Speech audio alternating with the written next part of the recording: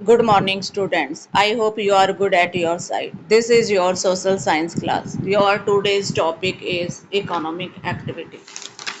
तो बेटा हम सेकंड चैप्टर है जो इकोनॉमिक्स का वो कर रहे हैं, sector of the Indian economy.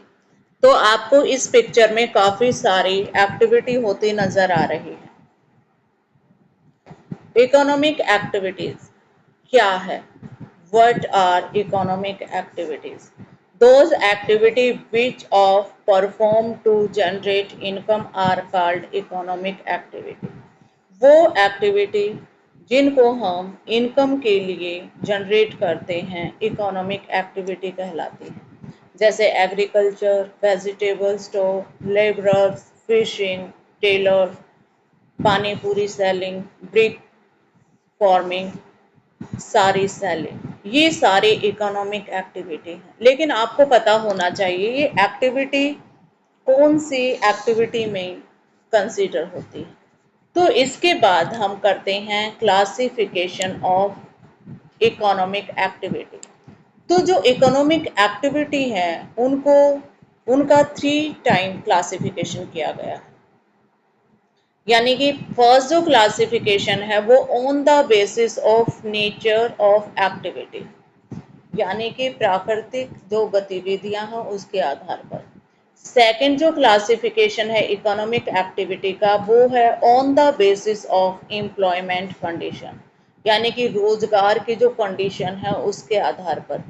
Third जो है on the basis of ownership, ownership मतलब मालिकाना आधार पर कि इनके जो मालिक हैं वो कौन होंगे।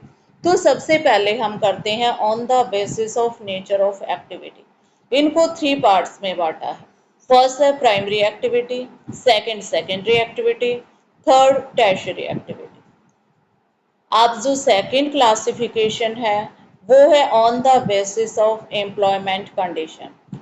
First organise sector, second unorganise sector, third है on the basis of ownership, public sector, private sector. तो बेटा हम देखते हैं कि जो प्राइमरी सेक्टर है इसमें क्या क्या इंक्लूड होता है।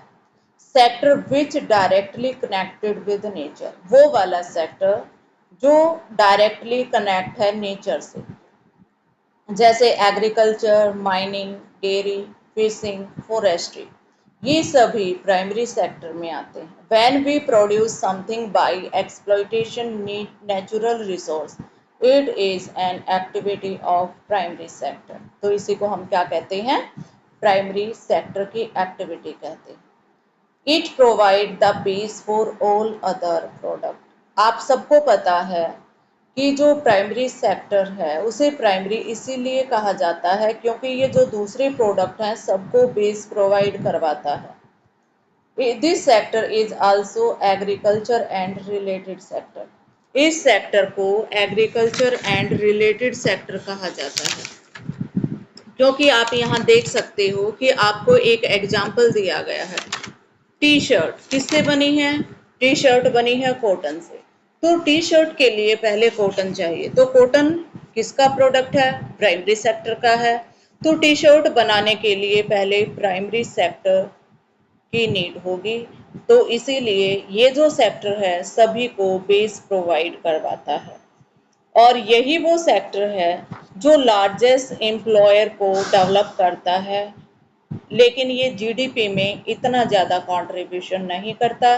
लेकिन अगर हम एम्प्लॉयमेंट में देखें तो सबसे ज़्यादा एम्प्लॉयर इसी सेक्टर में है। सेकेंडरी सेक्टर, जिसे इंडस्ट्रियल सेक्टर भी कहा जाता है, it include those activity in which we change the product of nature into a new form.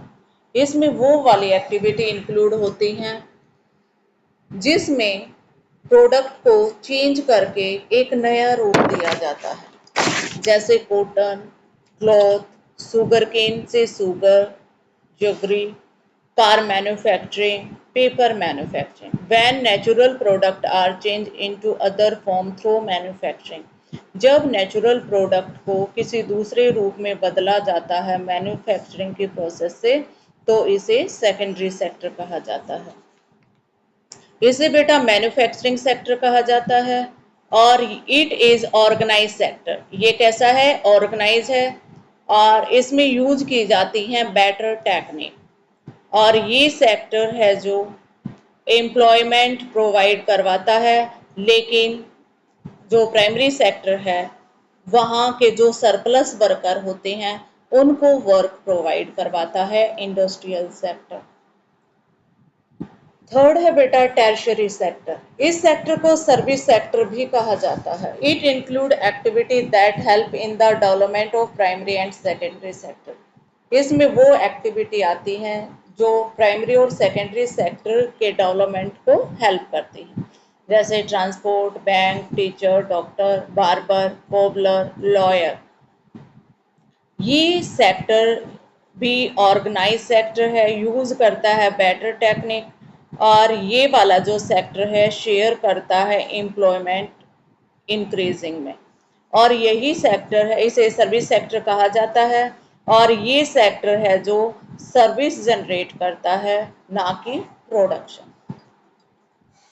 अब अगर हम कंपेयर करें इन तीनों सेक्टर को, प्राइमरी, सेकेंडरी और टर्शियरी, तो कैसे हम कैलकुलेट कर सकते हैं गुड्स और सर्विस को जो इन तीनों सेक्टर ने प्रोड्यूस किया है।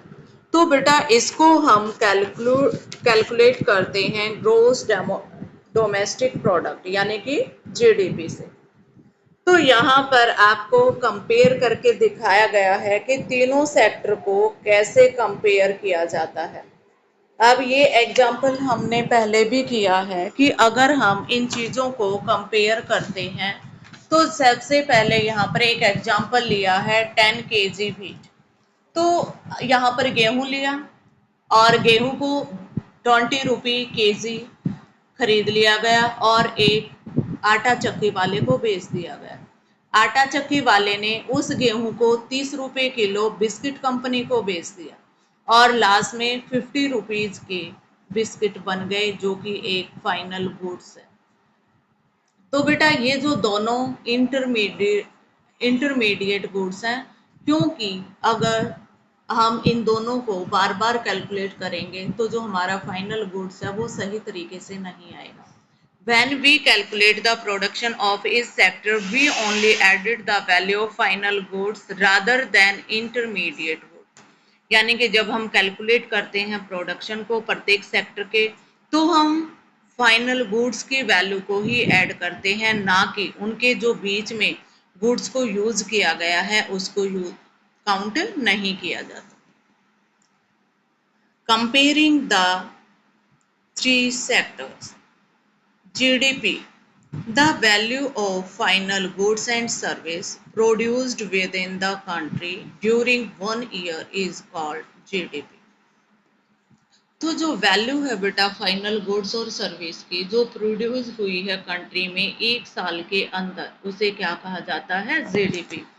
अगर ये प्रोडक्शन हाई होगा, यानी कि किसी कंट्री में जो प्रोडक्शन है जीडीपी ज़्यादा हुई है तो वहाँ पर हाई प्रोडक्शन होगा तो हाई जीडीपी। अगर प्रोडक्शन कम होगा, लो प्रोडक्शन होगा तो लो जीडीपी होगी। तो इसी प्रकार अगर हम वर्ल्ड में देखें तो यूएसए की लार्जेस्ट जीडीपी है वर्ल्ड में, नंबर 1 जीडीपी यूएसए की है, क्योंकि वहाँ पर प्रोडक्शन बहुत ज़्यादा हाई है। लेकिन अगर हम इंडिया की देखें तो हमारी इतनी हाई जीडीपी नहीं है। इंडिया की रैंक है जो जीडीपी में, वो 5th लार्जेस्ट जीडीपी में काउंट होती है। और आप सबको पता है कि जो जीडीपी को कैलकुलेट सेंट्रल मिनिस्ट्री करती है, और हम जो ऑर्गेनाइज और पब्लिक और प्राइवेट सेक्टर है इसको नेक्स्ट वीडियो में डिस्कस करेंगे। इसी के साथ आज की वीडियो समाप्त होती है। Thank you, have a nice day.